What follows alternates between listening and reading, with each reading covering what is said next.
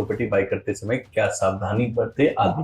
Property bye करने के लिए अभी तो बहुत सारी चीजें इजी कर दी है गवर्नमेंट ने। पोस्ट रेरा पोर्टल भी आ गया। पोर्टल पे नहीं देखना आता तो आप किसी कंसल्टेंट को हायर करिए, वो सब आपको रेरा के हिसाब से आपको सब बता देगा, गाइडलाइन दे देगा। अभी सीसी कब आएगा, स्टेप बाय स्टेप कैसे आएगा, कौन सी प्रॉपर्टी कहाँ पर है। आप अंडर कंस्ट्रक्शन जाने से ज्यादा अच्छा है कि जब पोजीशन वाली जो जिसका ओसी उसी आ गया उसमें इन्वेस्ट करें। क्या लोगों को अंडर कंस्ट्रक्शन में जाना चाहिए? बिल्कुल जाना चाहिए। देखिए, अंडर कंस्ट्रक्शन जाने में, रेडी प्रॉपर्टी लेने में जो मेजर डिफरेंस ये है कि एक तो कंस्ट्रक्शन कंप्लीट हो जाने के बाद, ओसी हो जाने के बाद वो सेकेंडरी मार्केट में एंटर कर जाता है। सेकेंडरी मार्केट में एंटर कर गया तो उसमें जो विलिंग होगा बेचने के लिए वही प्रॉपर्टी सोल्ड आउट हो ही जाएगी। कॉमर्शियल या रेजिडेंशियल? अब इन्वेस्टमेंट करना है तो मैं कॉमर्शियल सजेस्ट करूंगा। क्या डिफरेंस है एक चैनल पार्टनर में और एक नॉर्मल जो ब्रोकर है? चैनल पार्टनर और ब्रोकर का डिफरेंस रेरा ने अच्छे से डिफाइन कर दिया है कि सेकेंडरी मार्केट के लिए उनको एजुकेशन, ट्रेनिंग और एग्जाम क्वालिफिकेशन और रेरा रजिस्ट्रेशन का कोई ज़रूरत नहीं है।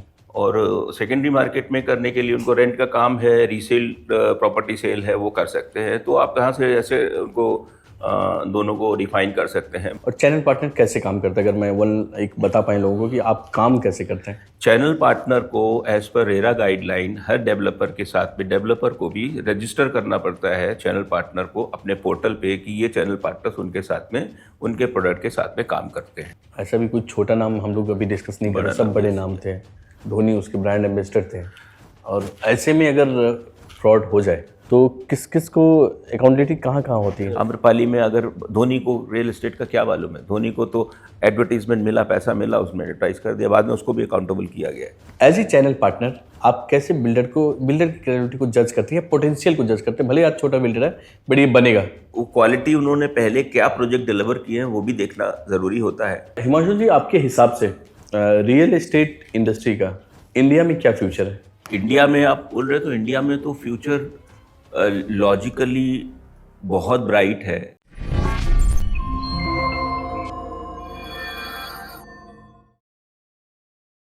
नमस्कार दोस्तों, मेरा नाम है प्रकाश भारद्वाज। वायरल टॉक्स में आपका स्वागत है। घर खरीदने का सपना किसका नहीं होता। हर कोई चाहता है कि उसके पास अपना घर हो। बड़ी जद्दोजहद करके लोग घर खरीदते भी हैं, कुछ लोग पा लेते हैं, लेकिन हमने आए दिन सुना है कि उनके साथ कभी किसी लोगों के साथ फ्रॉड हो जाता है, कभी उनकी चीज़ें उनको सही टाइम पे नहीं मिलती है। पिछले दिनों मेरी मुलाकात हुई मेरे एक दोस्त से, हिमांशु वरणवाल जी। उनसे जब मैंने बात की तो पता चला कि रियल एस्टेट की दुनिया भी काफ़ी कुछ है। मतलब काफ़ी कुछ, इनडायरेक्ट ये नहीं कि सिर्फ बिल्डर हैं, उनके पीछे भी बाकी लोग भी काफ़ी लोग काम करते हैं। तो मैंने इनसे रिक्वेस्ट किया कि आप हमारे पॉडकास्ट पे आए और हमारी ऑडियंस जो कि घर खरीदना चाहती है, जो जुड़ना चाहती है रियल एस्टेट से, उनको आके अपना एक्सपीरियंस शेयर करें। वो एक कंपनी चलाते हैं, नॉक्स रियल्टर्स उनका नाम है, और ये कंपनी चैनल पार्टनर के रूप में काम करती है। तो ये कंपनी क्या करती है और क्या इनका योगदान है रियल एस्टेट की इंडस्ट्री में, और लोगों के लिए इनकी क्या सलाह है, जब हम इनसे बात करेंगे तो जानेंगे। स्वागत है हिमांशु वरणवाल जी, कैसे हैं आप? थैंक यू प्रकाश जी, बुलाने के लिए मेरे को, एंड अपने इनसाइट व्हाटएवर जो एक्सपीरियंस है उसको शेयर करने के लिए आपके साथ में। नहीं, मैं आपसे जब मिला और मुझे लगा कि हमारे पॉडकास्ट पे काफ़ी लोग आए हैं और रियल एस्टेट पे बात करना, खासकर डाटा और नंबर्स के साथ में, बड़ा मुश्किल काम है, आसान काम नहीं है। लोग बोल देते हैं कि मैंने ये फ्लैट बेच दिया, ये बिल्डिंग बना दी, ये प्रॉफिट हो गया। और जब मैंने आपसे बात की तो पता चला कि एक चैनल पार्टनर नाम का भी एक टर्म होता है, जो B2B भी डील कर रहा है, जो कि कस्टमर से भी बात कर रहा है, जो बिल्डर से भी बात करता है, दोनों के बीच में एक ब्रिज का काम करता है। तो हम उन सब चीज़ों पे आएंगे। पहले मुझे ये जानना है कि आपकी शुरुआत हुई कैसे इस पे? प्रकाश जी, मैं बेसिकली लखनऊ से हूँ जी, और मेरा अपना बैकग्राउंड एक स्पोर्ट्स बैकग्राउंड रहा है, लेकिन एज ए क्यूरियोसिटी मेरे कुछ कजन्स ऑलरेडी बिजनेस में एस्टैब्लिश थे, मुंबई में एस्टैब्लिश थे मेरे आने से पहले। तो वो उनके थ्रू मैंने कुछ एक investment as a investor Mumbai में। कौन से साल की बात है इसे? ये 2004।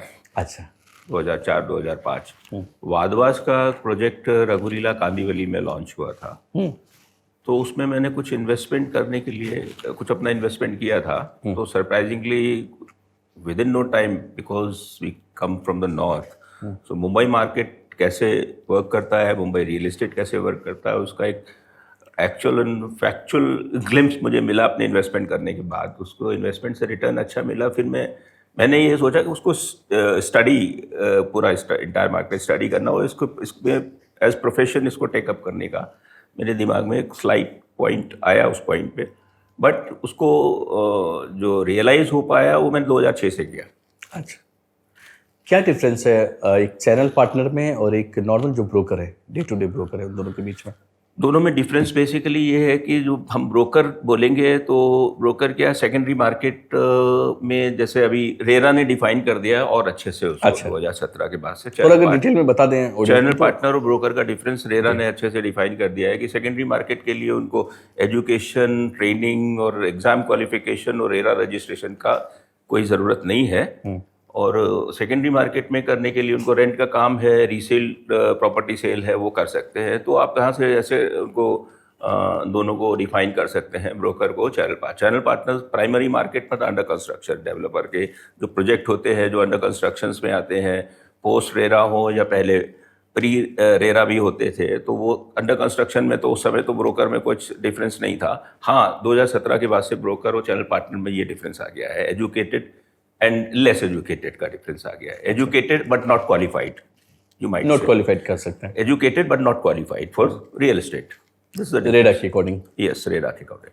और चैनल पार्टनर कैसे काम करता है, अगर मैं एक बता पाएं लोगों को कि आप काम कैसे करते हैं? चैनल पार्टनर को एज पर रेरा गाइडलाइन हर डेवलपर के साथ में, डेवलपर को भी रजिस्टर करना पड़ता है चैनल पार्टनर को अपने पोर्टल पे कि ये चैनल पार्टनर्स उनके साथ में, उनके प्रोडक्ट के साथ में काम करते हैं। अच्छा, ये रेडा की वेबसाइट पे? यस, रेरा में एक क्लॉज है जो हर डेवलपर को डिस्क्लोज करना पड़ेगा, ये चैनल पार्टनर बड़े बिल्डर या कोई भी डेवलपर, मतलब every developer has to notify the channel partner, the channel partner associated with that project और with that builder itself. But मतलब मैं ये नहीं समझा कि गवर्नमेंट को रेरा में ये रजिस्टर कराने की क्या जरूरत पड़ गई? गवर्नमेंट को रेरा लाने की जरूरत इसलिए पड़ गई, रेरा में चैनल पार्टनर को ऐड करने की जरूरत क्या पड़ गई? गवर्नमेंट को एक रेरा का जो पूरा स्ट्रक्चर बनाया है, ये शायद इन्फ्लुएंस है दुबई रेरा से। अच्छा, तो ऑर्गेनाइज दुबई में रियल एस्टेट मार्केट बहुत समय से एक ऑर्गेनाइज रियल एस्टेट मार्केट है, तो वो एक उनके लिए एक, बिकॉज रियल एस्टेट मार्केट को अभी तक अनऑर्गेनाइज, प्री 2017 अनऑर्गेनाइज सेक्टर था। राइट। रेगुलेशंस इसलिए लाने पड़े उसमें क्योंकि जो अथॉरिटीज़ हैं, ये अप्रूवल अथॉरिटीज़ को भी उस पैरामीटर पेरिफेरी में लाना पड़ा, क्योंकि अकाउंटेबल उनको भी बनाना पड़ा रेरा में। डिलेज हो गए हैं, अप्रूवल डिले हो गए हैं, तो डेवलपर बोलते थे अप्रूवल डिले हो रहे हैं, मेरी कोई इसमें फॉल्ट नहीं है। तो डिलीवरी टाइम पे नहीं हो रही है। डिलीवरी टाइम पे नहीं हो रही थी। एक प्रोजेक्ट का फंड, ओवर ट्रेडिंग के एक फंड आया, 3 प्रोजेक्ट डेवलपर स्टार्ट कर देता था।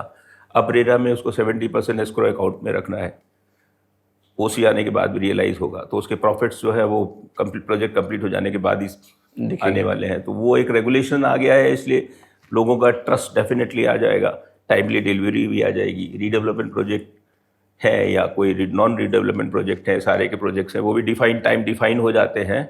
मोर और लेस 6 मंथ या 12 मंथ का जो एक्सटेंशन रेरा देता है वो भी रेरा के उसमें परमिसिबल में ही आता है। बट जो आपने बोला कि पहले लोग यूज कर लेते थे, जैसे कि हमने काफ़ी केस सुने, लाइक अमरपाली बिल्डर्स, जेपी के कुछ प्रोजेक्ट, अभी भी कोई बिल्डिंग का मैंने देखा पिछले साल दिल्ली में गिराया गया है क्योंकि बिल्डर ने फिर एक नया टावर खड़ा कर दिया था पार्क वाले एरिया में। ये सब धांधली होती की थी। पहले तो क्या हो जाता था कि गवर्नेंस प्रॉपर नहीं होना, रेगुलेशंस प्रॉपर नहीं होना, and I take it Mumbai market and north market differently, because यहाँ पे RERA is Maharashtra RERA is the MahaRERA, Delhi RERA is Delhi RERA. तो RERA law of the land slightly difference upon the because the social structures and demography. समझ गया, जैसे policy. तो वहाँ पे उसने, जैसे आपने डेवलपर्स के नाम लिए, तो वहाँ पे मुझे नहीं लगता कि रेरा के बाद से जो इस तरीके के इरेगुलेशंस हुए होंगे या हुए भी होंगे, तो उसके पीछे क्या रहा होगा मैं बता नहीं सकता, क्योंकि मैं मुंबई मार्केट में हूँ, वर्किंग है, तो वो मैं बता सकता हूँ कि बहुत ज़्यादा कम हो गई हैं ये सब चीज़ें। कम इन द सेंस कि बहुत सारे रेगुलेशंस आ जाने के बाद में भी, जैसे कुछ मार्केट्स में रेरा आ जाने के बाद में आप 70% आपको 30% आपको जो है उसका लेवरेज है, और 70% जो जब एस्क्रो अकाउंट में उसमें से आपको एक्सपेंसेस भी करने कंस्ट्रक्शंस के तो वो ट्रांसपेरेंट है। हर quarterly chartered accountant and architect का रिपोर्ट सबमिट करना है रेरा को, तो वही फर्दर परमिशंस ग्रांट होती है। दीज आर द थिंग्स जो by force they have to be genuine and honest, I must say. मैं बस एक छोटा सा अपना एक्सपीरियंस शेयर करूँगा। मेरे कुछ दोस्त हैं नोएडा में, और उन्होंने, सब लोग घर खरीदते हैं, छोटे शहरों से आते हैं, सबका सपना होता है कि बड़े शहरों में घर हो, और उन्होंने घर लिया, कुछ ने आम्रपाली में लिया, कुछ डिफरेंट बिल्डर्स जो वहाँ पे कर रहे थे। ऐसे ही करीब मैं उनसे एक बार मिलने गया, और उन्होंने एक दिन मुझे संडे को एक प्रोग्राम में बुलाया। जब मैं वहाँ पहुँचा तो वहाँ करीब 6-7 हज़ार लोग थे, और 7-8 हज़ार लोग, मतलब लोग रो रहे हैं, चिल्ला रहे हैं, क्योंकि बैंक से लोन ले लिया है, बैंक का लोन चालू है, उनकी EMI उनको भरनी है, बिल्डर पोजीशन दे नहीं रहा है, घर उनको मिल नहीं रहा है, उनको मंडे टू फ्राइडे जॉब भी करनी है, अपनी रिस्पॉन्सिबिलिटी को भी निभानी है। और ऐसे समय पे गवर्नमेंट शांत, मतलब रेरा के आने के पहले की ही बात होगी, पहले की बात होगी, लेकिन क्या उस समय गवर्नमेंट की रिस्पॉन्सिबिलिटी नहीं बनती थी कि ऐसे लोग जो कि ऐसे फंसे हैं, बैंक ने पैसा दिया, बैंक ने तो कुछ सोच के ही पैसा दिया होगा जब लोन दिया होगा, तो ऐसे लोग, जब एक आम आदमी का सपना टूटता है तो बड़ा दर्द होता है कि घर लेने का सपना बहुत खास होता है, खासकर जब छोटे शहरों से लोग आते हैं, उनको लगता है कि भाई मेरा एक घर होना चाहिए, और उस घर के साथ फ्रॉड हो जाए, चीट हो जाए, बहुत बुरा लगता है। नो डाउट अभी रेरा आ गया, फिर भी हम सुनते कहीं ना कहीं केस तो हो जाते हैं, रेरा आने के बाद भी कुछ न कुछ गड़बड़ियाँ तो रह जाती है। आप जो काम कर रहे हैं इसमें कैसे ट्रांसपेरेंसी बना के रखते हैं कि जिस बिल्डर के साथ आप काम कर रहे हैं वो डिलीवर करे टाइम पे, क्योंकि आपकी भी क्रेडिबिलिटी दाव पे होती है। 100% क्रेडिबिलिटी भी है, अकाउंटेबल भी है, एंड पेनलेबल भी है। हम इसमें रेरा में भी कंसल्टेंट की बात कर रहा हूँ। आपने अभी बोला कि वो बैंकर्स का लोन कंटिन्यू है, उनको EMI भरनी है, लेकिन अभी चीज़ें चेंज है। बैंक को डिमांड, जब डेवलपर फर्दर कंप्लीशन का डिमांड डेवलपर बैंक को देगा, तभी बैंक पैसा रिलीज करेगा। तो स्टेप बाइज पैसा बैंक से रिलीज होता है। बैंक ने पहले क्या किया कि क्लाइंट से तो पैसा उसने क्लाइंट को दिया, क्लाइंट से रिकवरी कर रहा है। अभी उसमें the banking system is also related to the RERA, because RERA में आपका कंस्ट्रक्शन हो गया, उसमें आर्किटेक्ट सर्टिफिकेट आ गया है, कंप्लीशन इतना हो गया, then he can demand the further money to the bank. ये तो आपकी बात है, आपकी बात पहले भी होना ऐसे ही चाहिए था। बैंकों का भी उसमें थोड़ा सा पार्ट रहता है, क्योंकि वो अपने प्रॉफिट्स के साथ में लोन दे देते हैं, फिर रिकवरी के लिए वो द मीनिंग्स बैंक के अपने हैंड्स होते हैं, उनसे रिकवरी करवाते हैं। तो आम आदमी को लैक ऑफ नॉलेज में आम आदमी परेशान ज़्यादा होता है, एंड नॉलेज में। और फिर दूसरा एक पॉइंट और होता है कि सस्ते में चीज़ मिल रही है, तो फिर वो उसकी ड्यू डिलीजेंस प्रोसेस में जाना नहीं चाहता। बोला मेरे को फ़ायदा हो रहा, फ़ायदे में आँख बंद हो जाती है और लॉजिक ख़त्म हो जाता है लालच में। तो लालच इज द मेन कॉज। जैसे कि बिल्डर, मैं वही बताया कि आम्रपाली जैसे बिल्डर जो हैं, अब वहाँ पे जहाँ पे लोग फंसे हैं, उनको पेमेंट, उन्होंने लोन लिया, बैंक ने उनको फिर से वापस जो यूजर है, जो खरीदार है, उस पर प्रेशर डाल रहा था लेने का। तो ये पूरी घटना हो कैसे जाती है? इसमें पॉइंट ये है कि जब प्रॉपर्टी, इसमें भी कंसल्टेंट का रोल मेजर रोल होता है। वहाँ भी कोई चैनल पार्टनर तो हो गया 100%। एंड नॉर्मल क्लाइंट या कस्टमर जो प्रॉपर्टी लेने जाते हैं, जो मैं उनसे ये बोलना चाहता हूँ कि आप चैनल पार्टनर्स को या बीच में कंसल्टेंट को अवॉइड नहीं करें। 2 पैसे बचाने के लिए आप बड़े नुकसान की तरफ मत जाएं, क्योंकि आपको एक कंसल्टेंट, अभी आप डायरेक्ट मेडिकल स्टोर में जाकर भी मेडिसिन ले सकते हैं, क्यों डॉक्टर्स के पास जाते हैं, प्रॉपर प्रिस्क्रिप्शन लेते हैं, फीस उसकी ज़्यादा होती है, लेकिन आपका पीस ऑफ माइंड उसमें इन्वॉल्व होता है। राइट। तो डॉक्टर से मैं कंपेयर नहीं कर रहा हूँ, या चार्टर्ड अकाउंटेंट से या किसी कंसल्टेंट से कंपेयर नहीं कर रहा हूँ, बट छोटे पैसे बताने में बड़ा पीस ऑफ माइंड एक खतरे में डालना और अपना पैसा पूरा डेंजर में डालना एक बड़ा रीज़न है कि कंसल्टेंट यार ब्रोकरेज देनी पड़ेगी उसको, इसलिए हमको तो डायरेक्ट चले जाएंगे तो शायद वो डिस्काउंट भी दे देगा। वो भी एक मिथ है, डिस्काउंट कहीं नहीं मिलता है। ये दूसरी डिस्काउंट भी मिलेगा तो आपको चैनल पार्टनर के थ्रू मिलेगा, क्योंकि कंसल्टेंट आपको कंपैरिजंस देगा, आपको वैल्यूएशन बताएगा उसकी। और सपोज क्या होगा, कुछ भी प्रॉब्लम हो गई तो बीच में एक आपके साथ में फैमिली मैन या रिलेटिव काम नहीं आएंगे, आपका वही कंसल्टेंट काम आएगा। उस कंसल्टेंट को साथ में रखिए और वो कंसल्टेंट को अकाउंटेबल बनाएंगे आप उसमें, क्योंकि सपोज उसमें रजिस्टर नहीं हुआ है, आम्रपाली में प्रॉपर्टी रजिस्टर नहीं हुआ, वही प्रॉब्लम में है, बैंक ने विदाउट रजिस्ट्रेशन भी लोन्स दिए हैं और वो लोन की रिकवरी तो उसने जिसको पैसा दिया है उससे लेता है। वो उसको उसके बैंक को उससे कुछ लेना देना नहीं है कि आपका प्रॉपर्टी आपको डिलीवर हुआ है कि नहीं हुआ है। अब उसमें क्या है, अगर प्रॉपर्टी रजिस्टर हो गई है तो रजिस्टर हो जाने के बाद आपको एटलीस्ट आपकी ओनरशिप तो है, आप उसको प्रॉपर्टी बेच भी नहीं पाएंगे और आपका पैसा भी उसमें फंस गया। नहीं, बट क्या होता है कि हिमांशु जी, जब बड़े बड़े बिल्डर, बड़ा नाम, ऐसा भी कोई छोटा नाम हम लोग अभी डिस्कस नहीं कर रहे, सब बड़े नाम थे, धोनी उसके ब्रांड एम्बेसडर थे, और ऐसे में अगर फ्रॉड हो जाए तो किस किस को अकाउंटेबिलिटी कहाँ कहाँ होती है? बड़ा नाम आपने अच्छा बोला है, ठीक है।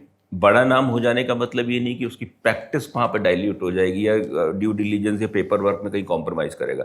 बड़े नाम का मतलब क्या, अरे चलो पेपर वर्क नहीं भी करेंगे तो अच्छा इसका नाम बड़ा है, तो हम खुद ही उसको इंस्टिगेट कर रहे हैं उसके बड़े नाम को, उसको प्रैक्टिस को प्रॉपरली इम्प्लाई या इम्प्लीमेंटेशन में ना लेने के लिए। बड़ा नाम डेफिनेटली है वो आपको भी तो, लेकिन पेपर वर्क में कॉम्प्रोमाइज़ नहीं कर सकते। Do paper work properly, do homework, take your consultant and proper, फिर आप नेग्लिजिबल चांसेस हैं कि आपको कहीं पे भी लॉसेस होंगे या कहीं पे भी कुछ अटकेगा। आम्रपाली में अगर धोनी को रियल एस्टेट का क्या मालूम है, धोनी को तो एडवर्टीजमेंट मिला, पैसा मिला, उसमें एडवर्टाइज कर दिया, बाद में उसको भी अकाउंटेबल किया गया है। क्योंकि आप देखिए किसी चीज़ को आप प्रमोट कर रहे हैं तो उनको भी करना चाहिए। किसी चीज़ को प्रमोट कर रहे हैं क्योंकि बहुत फैन फॉलोइंग है, उनको नाम को देख करके लेते हैं, बिल्कुल दिया तो वो भी अकाउंटेबल किया है, उसको भी, उनको भी अकाउंटेबल किया है कोर्ट ने, तो करना चाहिए। आप किसी चीज़ को प्रमोट कर रहे हैं, आपका वो फील्ड नहीं है। एक और चीज़ इसमें फंस जाती है बात, जब मैं उन लोगों से मिला भी था जो लोग इसमें बेचारे भुक्तभोगी हैं, जो फंसे हुए लोग हैं, और हर सिटी में, वो बेंगलोर सिटी हो या, जब उनसे मिला तो उन्होंने बताया कि बेंगलोर में भी ऐसी घटना हुई है, बिल्कुल, गुड़गांव में हुई है, दिल्ली में हुई है, नोएडा में हुई है।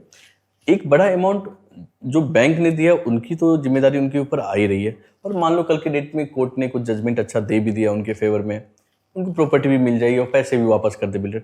बट जो हम जानते हैं कि प्रॉपर्टी लेने में एक बड़ा अमाउंट कैश जाता है, यस, जिसकी कोई लिखित चर्चा नहीं होती है, और बहुत सारे लोगों ने बैंक से लोन नहीं लिया था, जैसे कि 20% देना है, 30% देना है, 30% उन्होंने कैश दे दिया उसको।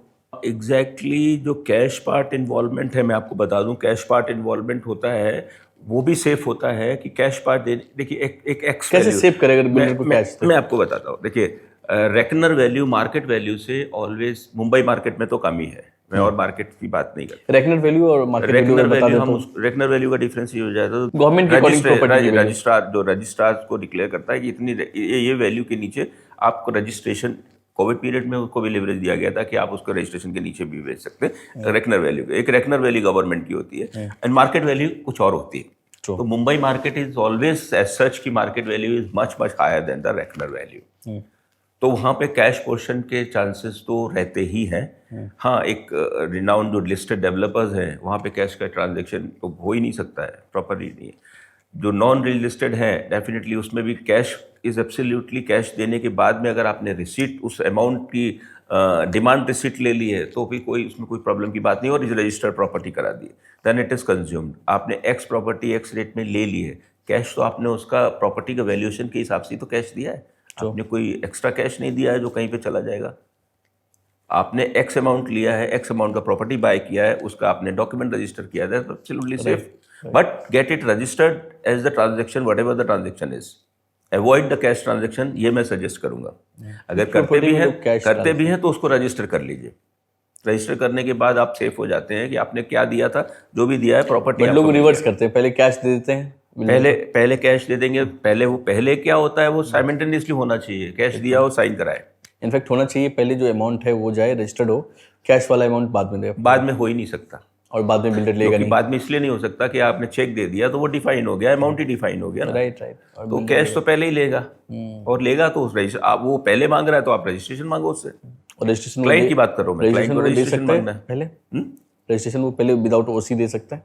रजिस्ट्रेशन तो डेफिनेटली आप, जो रेरा ही बोलता है कि आप 5 जैसे अप्रूवल्स आ जाते हैं, सीसी आ जाता है, जितने स्टोरेज का सीसी है, सीसी के हिसाब से आप रजिस्ट्रेशन कर सकते हैं, और बैंक से पैसा उसके हिसाब से आपका as per demand bank release करता जाएगा। आपके सेक्शन एलिजिबिलिटी के हिसाब से आपको जितना भी बैंक लोन दिया है उसका एक लेटर आता है, सपोर्टिंग लेटर आता है, और एक्स प्रॉपर्टी एक्स रेट में 2 करोड़ की प्रॉपर्टी है, उसमें 20 लाख रुपए आज ड्यू है, 5 लाख रुपए, तो उसके हिसाब से डिमांड शूट करता है बैंक को। Absolutely safe and systematic system.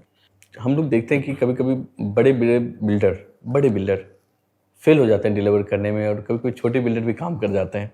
As a channel partner आप कैसे बिल्डर की क्रेडिबिलिटी को जज करते हैं, पोटेंशियल को जज करते हैं? भले आज छोटा बिल्डर है बट ये बनेगा, ये आप जज कर पाते हैं? हाँ, डेफिनेटली जज कर पाते हैं। क्या पैरामीटर्स देखिए, होते हैं बिल्डर उसके? तो कोई छोटा नहीं है। हाँ, वो कम प्रोजेक्ट नया बिल्डर कर हाँ, सकता है। नहीं, छोटा बिल्डर इन द सेंस वो लो, एक रीडेवलपमेंट सोसाइटी का रीडेवलपमेंट है, तो एक रीडेवलपमेंट सोसाइटी का और एक पूरा टाउनशिप डेवलप करने वाला एक वो एक बड़े और छोटे में डिफरेंस है, वॉल्यूम का डिफरेंस है बड़े और छोटे में, उसकी कैपेबिलिटी का डिफरेंस नहीं है। दे आर साउंड इनफ, वो अपना बना करके अभी तो वो क्वालिटी उन्होंने पहले क्या प्रोजेक्ट डिलीवर किए हैं वो भी देखना ज़रूरी होता है। पहला प्रोजेक्ट कर रहा है तो उसके उस किस फील्ड से वो आया है, उसमें उसका परफॉर्मेंस कैसा है, वहाँ से जज कर सकते हैं। पहला प्रोजेक्ट है तो हम पास प्रोजेक्ट से उसको कैसे जज करेंगे, उसके परफॉर्मेंस को? तो वो किस फील्ड से आया है, बिजनेसमैन का, उसका नेचर बिजनेस का कैसा था, वहाँ से हम उसका एटलीस्ट तो जज कर सकते हैं कि what type of businessman, how sincere would it be in the new ventures, वो कर सकते हैं। और जो साउंड डेवलपर्स हैं, like needless to mention the name, Mahindras है, Hiranandani, Lodhas and Godrej and all, तो वो उनके साथ में क्या है, एक लेगेसी है, एक डिलीवर करे हुए प्रोजेक्ट के साथ में सेटिस्फैक्ट्री क्लाइंटेल है, जेन्युइन क्लाइंटेल है। तो उनके प्रोजेक्ट को हम रिफर करने से पहले क्लाइंट की क्या रिक्वायरमेंट है, क्लाइंट किस बजट में जाता है, क्या चाहिए, उस हिसाब से उसको हम सजेस्ट करते हैं। और सजेस्ट करने के बाद कंपैरिजंस भी देते हैं कि आपके साइज के हिसाब से, पॉकेट साइज के हिसाब से, आपकी रिक्वायरमेंट के हिसाब से, फ्यूचर उसके हिसाब से आपको क्या फिट बैठेगा, वो कंसल्टेंट का काम है। राइट। अच्छा, चैनल पार्टनर एक लीड जनरेट वाला काम बहुत बड़े लेवल पे चलता है कि आपको रेगुलर कॉल आते हैं। मैं आपसे जानना चाहता हूँ कि जो चैनल पार्टनर है, जैसे मेरे पास एक रियल एस्टेट का कॉल आता है, मैं इंटरेस्टेड ही नहीं हूँ, मैं फ़ोन काट देता हूँ। बुरा भी लगता है कि कोई आदमी एक मेहनत कर रहा है, सुबह सुबह ऑफिस आया होगा, मुझे कॉल कर रहा है, बट हम भी अपने काम में लगे हैं। एग्जैक्टली। कैसे लीड जनरेशन वाला ये प्रोसेस है क्या, थोड़ा अगर वो बता पाए लोगों को, और क्यों इतने कॉल आ जाते हैं लोगों को? इनफैक्ट ये पैटर्न जो है बहुत ज़्यादा वर्क नहीं करता और इसको इंडस्ट्री को डैमेज करता है। मेरे हिसाब से जो प्रोस्पेक्ट क्लाइंट एक्चुअल प्रोस्पेक्ट्स है, जो लीड है, वो लीड भी नहीं रहती है नॉर्मल कॉलिंग से। राइट। क्योंकि मुझे भी कॉल्स, आपको भी कॉल्स आते होंगे, आप प्रॉपर्टी देख रहे हैं, this is not the way. हाँ, आप उसको अगर सपोज एक इन्वेस्टमेंट है तो डेफिनेटली वो एक आपका कॉल अच्छा हो सकता है।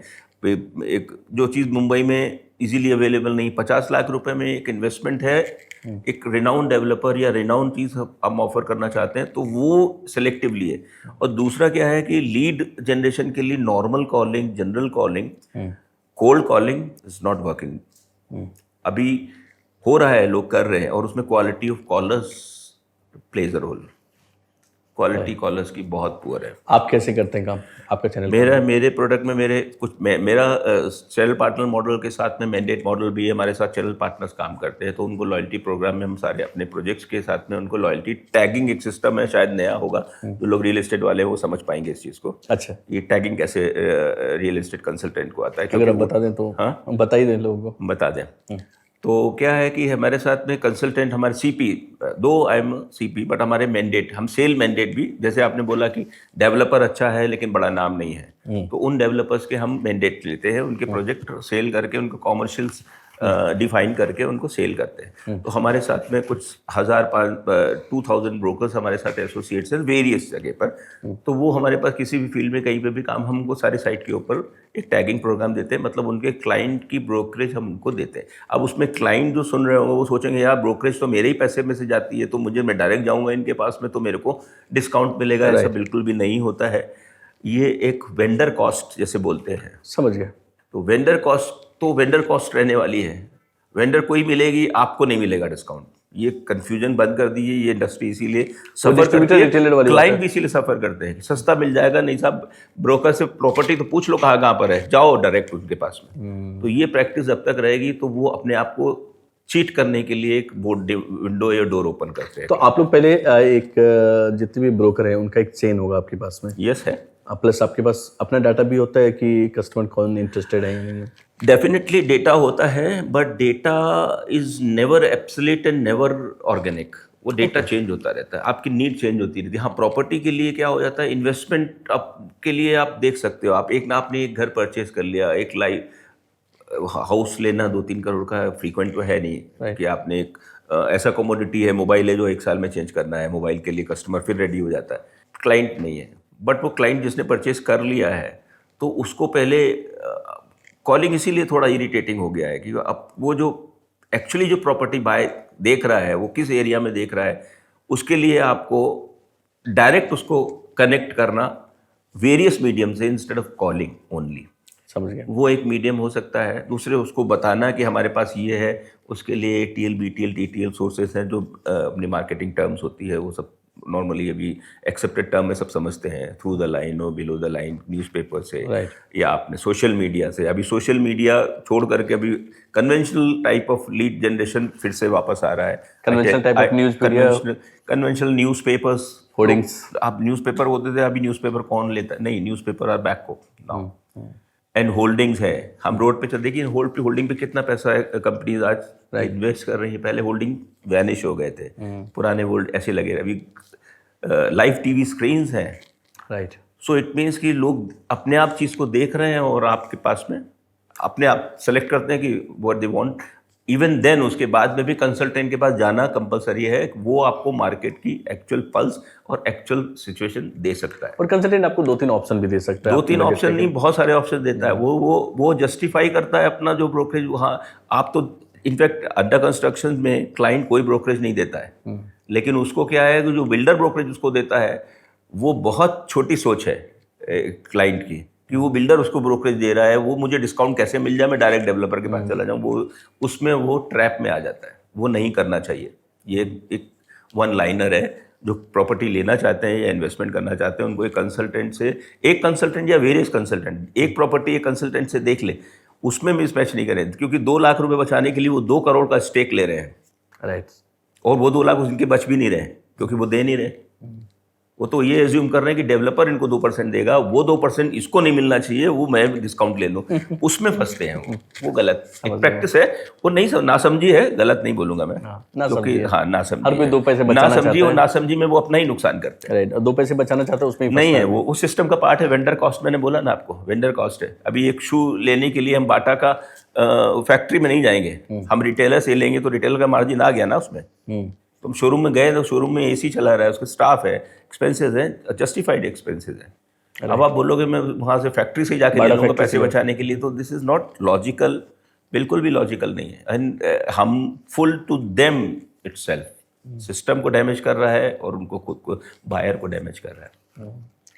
एक और चीज़ है कि जैसे कि आपने अभी बोला भी कि डिजिटल एरा आ गया, तो क्या ऑनलाइन से जो लीड जनरेट होते हैं वो कितने ऑथेंटिकेट होते लगते हैं कि ये सही चीज़? ऑनलाइन से लीड जनरेशन अच्छा है, डेफिनेटली है, क्योंकि हम बहुत सारे लोग अभी मोबाइल पे बहुत सारा समय देते हैं, तो उसके ऊपर भी हमको कुछ प्रोडक्ट दिखते हैं उसमें जो ऑनलाइन। और अब उसमें इंस्टाग्राम हो, फेसबुक हो या व्हाट्सएप मार्केटिंग हो, उस पर भी हमको एक प्रोडक्ट दिखा है, तो हम प्रोडक्ट का एटलीस्ट वो प्रोडक्ट देखने जाने के लिए हमको एक प्रोडक्ट का नॉलेज तो हो गया, बट उसके कंपैरिजन्स में क्या, वो कंपैरिजन्स तो हमको उस पर नहीं मिलेंगे ना। सोशल मीडिया पे जो अपना प्रोडक्ट प्रमोट कर रहा है वही प्रोडक्ट दिखा रहा है, आपको कंपैरिजन नहीं दिखाएगा। उसको ये नहीं दिखाएगा मेरे पास ये, उनके पास ये, तो आपको 4 कंपैरिजन उसमें दे देगा, वो नहीं करेगा कोई भी। ये बिजनेस उनके फेवर में नहीं है। आपके फेवर में क्या है कि उस मार्केट का जो एक क्वालिफाइड कंसल्टेंट, फिर मैं उस पर आऊँगा, क्वालिफाइड कंसल्टेंट बहुत जरूरी है। हमारे को जानता है, हमारा अच्छा दोस्त है, वो अच्छा कंसल्टेंट नहीं हो सकता। सोशल मीडिया यूज करते हैं? आप लोग सोशल मीडिया का यूज 100% यूज़ करते हैं। वी डू यूज़, हम सोशल मीडिया यूज़ करते हैं। हम ये माइक्रो मार्केट एडवर्टाइजिंग भी करते हैं, सोसाइटी एक्टिविटी भी करते हैं। सोसाइटी एक्टिविटी विसिनिटी में सोसाइटीज़ है, उनके रीडेवलपमेंट में जाना है तो उनको होम्स घर चाहिए, तो उनको उसी एरिया में चाहिए, तो उनको अवेयरनेस कैसे होगी? हम ही उनको अवेयरनेस देंगे जाके, हमारे पास ये प्रोडक्ट है, आप ये प्रोडक्ट हमारा भी देख लीजिए, और अपने कंसल्टेंट अगर आपका कोई है तो उससे और विसिनिटी में कंपैरिजन्स भी ले लीजिए। अच्छा, एक बिल्डर है, मैं उनको जैसे जानता हूँ कि अब उनका जब भी फ्लैट आता, मतलब उनका जब टावर आता है, तो उनके सारे अपार्टमेंट्स तो वो अपने सर्कल में ही बेच देते हैं, वो सेलिब्रिटी के सर्कल में ही बेच लेते हैं। हाँ, राइट, है ना। तो ये भी एक बड़ा ऑप्शन है कि भाई आप अपनी कम्युनिटी बिल्ड करके रखता है बिल्डर, और या फिर आप चैनल पार्टनर ने अपनी कम्युनिटी बिल्ड कर दी। नहीं, इसका बहुत अच्छा जवाब मैं आपको देता हूँ, आपने बहुत अच्छा क्वेश्चन किया ये। अब जैसे आप DLF, हाँ, इंडिया नंबर 1 था because of volume, but Mumbai में उनकी प्रेजेंस नहीं थी अभी तक। अब DLF मुंबई आए हैं तो उनका पहले से प्री एग्जिस्टिंग बड़ा क्लाइंटल है, थ्रू आउट द वर्ल्ड है, उनके ऑफिसेज भी ऑपरेशनल है through out the world, but Mumbai में उनके पास कुछ देने को नहीं था। आज वो यहाँ पे लॉन्च शायद 10 दिन में लॉन्च कर देंगे। हमको तो अनवीलिंग के लिए हमारा अवेयरनेस तो हमको दे दिया है, हमको इनसाइट सब कुछ पता है, रेट्स क्या आने वाले हैं, लॉन्चिंग पे कितना बेनिफिट देने वाले हैं वो भी हमको पता है, ओपन नहीं है। वो उनके अपने जो क्लाइंट्स हैं बड़े, जो इंडस्ट्रियलिस्ट हैं, जो अब्रॉड में हैं, उनको तो उन्होंने पहले ही अवेयरनेस दे दिया। वो साहब वो उनके पास ऑलरेडी आ चुके हैं, कम्युनिटी ओवरसोल्ड, इसीलिए इनके ही प्रोजेक्ट ओवरसोल्ड होते हैं, गॉडरेज के ओवरसोल्ड होते हैं, डीएलएफ के ओवरसोल्ड होते हैं, समटाइम लोदास के ओवरसोल्ड इसको बोलते हैं। कि अब आप, मैंने बोईसर में Tatas not very much active in the real estate, but Tatas ने एक बोईसर में प्रोजेक्ट लॉन्च किया 2000 फ्लैट्स के लिए, 5000 एप्लीकेशन, ओवरसोल्ड हो गया, 3000 लोगों को मिला ही नहीं। जैसे गवर्नमेंट की स्कीम आती है वैसा है ब्रांड के, तो वो ब्रांड वैल्यू बोलते हैं। अब उस ब्रांड वैल्यू में जैसे आपने नाम लिया यहाँ पे, किसने नॉर्थ का जो नाम लिया था, तो वो ब्रांड नहीं है एक्चुअली। फेमस होना, ब्रांड मीन्स आपने जो डिलीवर किया है वो क्वालिटी डिलीवर की, उसको ब्रांड बोलते हैं। नाम बड़ा हो जाना इज नॉट अ ब्रांड। आपकी practice make you self brand. नहीं, मैं जैसे ये जानना चाह रहा था कि जो कस्टमर की कम्युनिटी लोग बना के रखते हैं, बिल्डर भी बना के रखते हैं, तो आप लोग भी बना के रखते होंगे चैनल पार्टनर काम, मतलब आपके पास जो डाटा उसमें एक कम्युनिटी कस्टमर भी होगा जो आपके फिक्स कस्टमर है, इन्वेस्टर है। देखिए, कस्टमर फिक्स, रिफरल फिक्स हो सकता है। अच्छा। अब वो सेम कस्टमर प्रॉपर्टी ऐसी चीज तो हर लॉन्च में नहीं ले सकता, वो ऐसी कमोडिटी नहीं है। हाँ, उनको उनके साथ में हमारे रेफरल, उनको उनके किसी एक्वेंटेंसेस को प्रॉपर्टी चाहिए तो रेफरेंस देते हैं कि वो आपको अच्छा कंपैरिजन दे देंगे, अच्छा प्रॉपर्टी चूज करके देंगे, प्राइस एंड चॉइस दे देंगे। प्राइस और चॉइस इसलिए बोल रहा हूँ, प्राइस जो है जैसे डीएलएफ आज प्री लॉन्च में दे रहा है, या महिंद्रा मलाड में जो प्राइस दे रहा है, वो शायद 1 महीने के बाद वो प्राइस नहीं मिलेगी, क्योंकि फर्स्ट कम, पहले जिसने प्री लॉन्च में इस ब्रांड को ट्रस्ट किया है तो उसको वो एडवांटेज देना उनका एक मॉरल रिस्पॉन्सिबिलिटी। अच्छा, हिमांशु जी, आपके हिसाब से रियल एस्टेट इंडस्ट्री का इंडिया में क्या फ्यूचर है? रियल एस्टेट इंडिया में आप बोल रहे हो, तो इंडिया में तो फ्यूचर लॉजिकली बहुत ब्राइट है, बिकॉज 2 रीजन मेन है। Infrastructure overall getting better, exceptionally in Mumbai, and generally entire India is coming up in a very organized way. दूसरा चीज क्या है कि India is upcoming now the 4th largest economy, is in 2-3 years would be the 3rd largest economy what we see. तो economic growth में पर capita income का role रहता ही है। मुंबई की पर कैपिटा इनकम जो है वो टॉप हाईएस्ट रैंक में है through out India. Top cities में आती है जैसे बैंगलोर, दिल्ली, मुंबई। तो पर कैपिटा इनकम के साथ में मुंबई रियल एस्टेट तो exceptionally different from other parts of India, but overall India has a story of real estate, because real estate में सप्लाई अगर देखेंगे, ओवरऑल लैंड सप्लाई तो आने वाली कहीं नहीं, वो तो लिमिटेड ही है, जमीन तो बिल्कुल लिमिटेड है। हाँ, डिमांड क्रिएट हो रही है, कितने हाउसेस की, कितने लैक्स ऑफ हाउसेस की मुंबई में, क्रोर्स ऑफ हाउसेस की थ्रू आउट इंडिया डिमांड है एंड सप्लाई नहीं है। तो जहाँ पे सप्लाई नहीं है और डिमांड है, तो एज अ बिजनेस ग्रोथ तो real estate sector, that's why it is getting organise. Government इस पर ध्यान दे रही है, क्योंकि बिगेस्ट एम्प्लॉयर भी है ये इंडस्ट्री। जीडीपी में बहुत बड़ा पार्ट एक रियल एस्टेट प्ले करता है। कितना बड़ा पार्ट है? मेजर पार्ट प्ले करता है। मैं डेटा तो मैं आपको एग्जैक्टली गलत, अगर वो गलत हो जाएगा तो वो अच्छा नहीं रहेगा, लेकिन मेजर एम्प्लॉयमेंट भी मेजर प्ले करता है, रोल देता है, और जीडीपी में भी एक अच्छा रोल प्ले करता है। जैसे सर्विस सेक्टर का जीडीपी भी इन्वॉल्व है। राइट। मैन्युफैक्चरिंग और सर्विस सेक्टर का जीडीपी का परसेंटेज अलग अलग डिफाइंड होता है। करेक्ट है। तो इसमें सर्विस सेक्टर भी आता है और कंस्ट्रक्शन सेक्टर भी आता है। बिल्कुल सही। बहुत सारे, मैंने अभी इंस्टाग्राम पे, यूट्यूब पे आप देखेंगे कि बहुत सारे इन्फ्लुएंसर हैं या जो अपने को बताते हैं कि एक्सपर्ट हैं इस फील्ड के, उन्होंने काफ़ी कुछ बताया रियल एस्टेट के बारे में, काफ़ी कुछ ज्ञान दे रहे हैं, जैसे कि रियल एस्टेट में इन्वेस्ट करना सबसे बेकार है, पैसे डालने के बाद आपका डूबता है, जो इंटरेस्ट रेट दूसरे फील्ड में मिलता है वो इस फील्ड में नहीं मिलता है। एक ये चीज़ें हैं। कुछ लोग ये भी बता रहे हैं कि रियल एस्टेट मत लो, लैंड बाई कर लो, तो काफ़ी कुछ है। तो लोग बड़े कंफ्यूज हो जाते हैं कि यार रियल एस्टेट में सच में इन्वेस्ट करूं या ना करूं, स्मार्ट बाइंग, स्मार्ट रेंटिंग है, स्मार्ट बाइंग नहीं है, ऐसा भी एक कॉन्सेप्ट चल रहा है। आपका क्या कहना सर?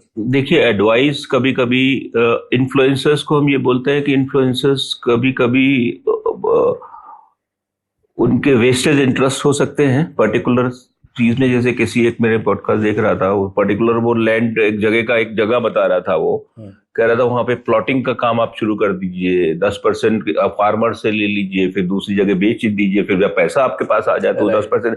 तो वो फ्रॉड को तो एटलीस्ट वो इनिशिएट करने के लिए प्रमोट कर रहा था। मैं नाम लेने की जरूरत इसलिए नहीं है कि वो इन्फ्लुएंसर्स वो अलग वे में, जो थोड़ा सा देखिए ग्रीडी जो माइंडसेट होता है ना, वो हमारे नेचर में अंदर ही होता है। तो बहुत कुछ दिखता है, अरे सब बड़ी सी पिक्चर दिख गई छोटे से पैसे में, तो वो एक गलत चीज हो जाती है। जैसे आपने अभी वही बताया, वो धुलेरा वाली सिटी, धुलेरा वाले किसी इन्फ्लुएंसर ने ऐसा बोला, सब जानते हैं, नाम उनका नहीं लेने की जरूरत नहीं है। तो वो मैं देख रहा था धुलेरा में कि लोगों ने वो फ्रॉड करके गया है ना, तो फ्रॉड की तरह से 10% किसान 700 करोड़ रुपए का फ्रॉड, 700, तो फार्मर को 10% दिया, 100% आपने ले लिया। और फार्मर्स को किस प्राइस में लिया, कोई ट्रांसपेरेंसी नहीं है, कोई पेपर वर्क नहीं है। क्योंकि आप देखिए, लेस एजुकेटेड की बात नहीं होती है, लेस अवेयर लोगों को आप मिसगाइड करना कंपैरेटिवली इजी होता है। लेकिन आज समय चेंज हो गया, वहां पे भी लोगों को अवेयरनेस है कि आप ले रहे हो, बट 10% लेने के बाद में आप राइट्स नहीं देना चाहिए आगे फर्दर सेल करने का। वहां पे धुलेरा वाले केस में तो उनके पास वही हुआ है, लैंड भी नहीं था। तो उसमें क्या हो गया, उसमें भी कोई लालच वाली चीज हो गई कि यहाँ पे ये डेवलपमेंट आ रहा है, वो डेवलपमेंट आ रहा है, एक इन्फ्लुएंसर हायर कर लिया, तो वो इन्फ्लुएंसर ने को शुड बी हेल्ड अकाउंटेबल, आई बस से समझ गया। तो और जो फिर अगेन सवाल वही है कि रेंट करना ज्यादा फायदेमंद है अगर मेरे पास कुछ पैसे हैं, या फिर प्रॉपर्टी ओन करना? देखिए, प्रॉपर्टी ओन करने में 2 बेनिफिट्स होते हैं। जो लोग बोलते हैं कि प्रॉपर्टी बाय करना तो इज नॉट वाइज, रेंट पे लेना अच्छा है, उस पैसे को काम पे लगा दीजिए, उतना पैसा बना लीजिए। तो मैं उस पॉइंट पे बोलना चाहता हूँ कि वो एब्सोल्युटली मिस गाइडेंस है। प्रॉपर्टी अगर आप बाय कर रहे हैं तो उसमें एक तो कैपिटल एप्रिसिएशन, प्रॉपर्टी एप्रिशिएट होता ही है, कहीं 10% पे, कहीं 20% पे, मुंबई में ज्यादा परसेंट पे प्रॉपर्टी एप्रिशिएट होता है, डिपेंडिंग द ROI रिटर्न के हिसाब से। रिटर्न आता है, रेंटल भी हम रेंट पे भी लेते हैं या देते हैं, तो 5-7% एवरी मंथ एवरी ईयर का एप्रिसिएशन रहता ही है। तो वो रेंटल एप्रिसिएशन होता है। और कैपिटल एप्रिसिएशन प्रॉपर्टी का रहने ही वाला है। आज तो गवर्नमेंट की बीच में स्कीम रिवर्स मॉर्गेज की भी है। आपकी प्रॉपर्टी कभी भी ऐसी नहीं हो सकती कि आपने प्रॉपर्टी ली है और वो आपकी जीरो हो जाएगी। आपका लिक्विड कैश पड़ा हुआ है, आप उससे पैसा बनाते चले जा रहे हैं, लेकिन लिक्विडिटी कैश की गारंटी तो RBI भी एक सर्टेन लिमिटेशंस में ही देता है। आप FD रख दीजिए 1 करोड़ रुपए की, अगर फाइनेंशियल कंडीशन आ गई, इमरजेंसी आ गई, तो वो पैसा भी आपको नहीं मिलेगा। देखिए, वो अनफोर्सीन सर्कमस्टेंसेस है, एक्सीडेंट हो जाएगा तो हम चलेंगे नहीं। लेकिन प्रॉपर्टी बाय करने वाले जो एडवाइजर्स हैं, मेरे हिसाब से वो मैनिपुलेटेड है, अच्छा, लॉजिकल नहीं है। मैं 1 to 1 उनके साथ में आर्ग्यूमेंट भी कर सकता हूँ। जो ये बोलते हैं कि प्रॉपर्टी नहीं बाय करना चाहिए, वो एक रीजन देंगे तो मैं 10 रीजन बाय करने के दूंगा, लॉजिकल रीजंस दूंगा। कोई ऐसा होता है कि प्रॉपर्टी बाय करना, कोई इकोनॉमिस्ट है, कोई शेयर मार्केट किसी को सजेस्ट करता है, इक्विटी सजेस्ट करता है, पैसे लेके भाग गया तो आपका पैसा तो पूरा ही डूब गया। पैसे लेके भाग गया कौन भी? हाँ, कोई भी। भाई, प्रॉपर्टी ऐसी चीज है या रियल एस्टेट ऐसा चीज है जिसमें सप्लाई लिमिटेड नहीं, सप्लाई स्टैग्नेंट हो चुकी। मैं ओवरऑल पर्सपेक्टिव में, राइट, कि अभी गॉड ने, भगवान ने, यूनिवर्स ने प्रॉपर्टी बनाना बंद कर दिया, जो है वही है, उतनी रहने वाली है। लैंड तो उतनी, सप्लाई तो आने वाली है नहीं, लैंड उतनी है। हाँ, उस पर कंस्ट्रक्शन रिक्वायरमेंट के हिसाब से होने वाला, इंफ्रा बनाने के लिए गवर्नेंस जरूरी, जो गवर्नमेंट इज वेरी सपोर्टिव। हम एक अलग लेवल पे इकोनॉमिकली और ये क्या बोलते हैं उसको, largest economy, 3rd, 4th, 5th largest economy होने की तरफ जा रहे हैं, तो definitely we are sound enough. Per capita income में भी है हमारे। अब लोग बोलते हैं कि पॉवर्टी लाइन, पॉलिटिक्स में तो बोलते हैं कि इतना अनएम्प्लॉयमेंट भी नहीं है, ऐसा कुछ नहीं है, मुझे नहीं लगता है। वो नंबर्स दिखाने के तो कोई भी पॉलिटिकल किसी को उंगली उठाने के लिए बोल देता है। But real estate should buy, must buy. अगर आपके पास 2 पैसे हैं, जोड़ करके जितने की भी प्रॉपर्टी मिलती है उसमें प्रॉपर्टी में इन्वेस्ट करना चाहिए, क्योंकि प्रॉपर्टी में इन्वेस्टमेंट सलाह की रियल एस्टेट बाय करनी चाहिए, 100% बाय करना चाहिए। अगेन, अब दूसरा सवाल इसी से जुड़ा है कि प्रॉपर्टी बाय करते समय क्या सावधानी बरते आदमी? वेरी इंपॉर्टेंट, ये बेसिक क्वेश्चन भी यही है और इम्पोर्टेंट भी है। प्रॉपर्टी बाय करने के लिए अभी तो बहुत सारी चीजें इजी कर दी है गवर्नमेंट ने। पोस्ट रेरा पोर्टल भी आ गया। पोर्टल पे नहीं देखना आता तो एक प्रॉपर एक अपना जो आप नहीं देखना आता ऐसा नहीं है, यूजर फ्रेंडली है। आप नहीं देख पाते तो आप किसी कंसल्टेंट को हायर करिए, वो सब आपको रेरा के हिसाब से आपको सब बता देगा, गाइडलाइन दे देगा, बीसीसी कब आएगा, स्टेप बाय स्टेप कैसे आएगा, कौन सी प्रॉपर्टी कहाँ पर है, किसमें। और अब तो बुक्ड अपार्टमेंट भी शो करने पड़ते हैं रेरा के ऊपर। अच्छा। कितने फ्लैट बिक गए, वो भी नहीं हो सकता कि डबल, वहां पे ऐसा हुआ है आम्रपाली वगैरह, डबल सेल्स भी होती है। हाँ, एक एक दो दो को अलॉटमेंट क्यों हो पाती, क्योंकि रजिस्टर नहीं करते थे प्रॉपर्टी को। अलॉटमेंट पे है तो दो लोगों को दे दिया तो उसका कोई डेटा ही नहीं है कोई। तो यहाँ पे अभी इतना इजी है कि आप सिस्टम पे देख सकते हैं कि कौन सी प्रॉपर्टी अवेलेबल है, कौन सी नहीं अवेलेबल है, क्या आर्किटेक्ट की रिपोर्ट एंड चार्टर्ड अकाउंटेंट की रिपोर्ट उनकी सॉल्वेंसी को रिफ्लेक्ट करती है, और क्या क्या उनके कॉमर्शियल्स कैसे वर्क कर रहे हैं, और आर्किटेक्ट की रिपोर्ट उनकी कंस्ट्रक्शन को वेरीफाई करती है। अच्छा, बहुत लोग सजेस्ट करते हैं कि भाई आप अंडर कंस्ट्रक्शन जाने से ज्यादा अच्छा है कि जब पोजीशन वाली जो जिसका ओसी आ गया उसमें इन्वेस्ट करें। तो क्या लोगों को अंडर कंस्ट्रक्शन में जाना चाहिए? बिल्कुल जाना चाहिए। देखिए, अंडर कंस्ट्रक्शन जाने में, रेडी प्रॉपर्टी लेने में जो मेजर डिफरेंस ये है कि एक तो कंस्ट्रक्शन कंप्लीट हो जाने के बाद, ओसी हो जाने के बाद वो सेकेंडरी मार्केट में एंटर कर जाता है। सेकेंडरी मार्केट में एंटर कर गया तो उसमें जो विलिंग होगा बेचने के लिए वही प्रॉपर्टी सोल्ड आउट हो ही जाएगी। और इनिशियली अंडर कंस्ट्रक्शन में अगर आप ब्रांड के साथ में जा रहे हैं, प्री चेक करके जा रहे हैं, तो अंडर कंस्ट्रक्शन में जाने में आपको पेमेंट लेवरेज मिलता है, आपकी एग्जिस्टिंग प्रॉपर्टी बेचने में आपको डिस्ट्रेस सेलिंग नहीं करनी पड़ती है, आपका पैसे का फंड का मैनेजमेंट है, लोन के लिए ईएमआई आपको देनी है तो जिस हिसाब से कंस्ट्रक्शन होगा उस हिसाब से देनी है। दूसरा क्या होगा, चॉइस भी मिल जाती है और प्राइस मिल जाता है, क्योंकि इनिशियली डेवलपर आपको अच्छा प्राइस देता है, मार्केट प्राइस से नीचे देता है। समझ गया। क्योंकि कंप्लीट हो जाने तक फिर वो आपको डिस्काउंट नहीं मिलेगा जो डिस्काउंट पहले मिलेगा। ठीक है, एक और सवाल कि कॉमर्शियल या रेजिडेंशियल? अब इन्वेस्टमेंट करना है तो मैं कॉमर्शियल सजेस्ट करूंगा इन्वेस्टमेंट के लिए।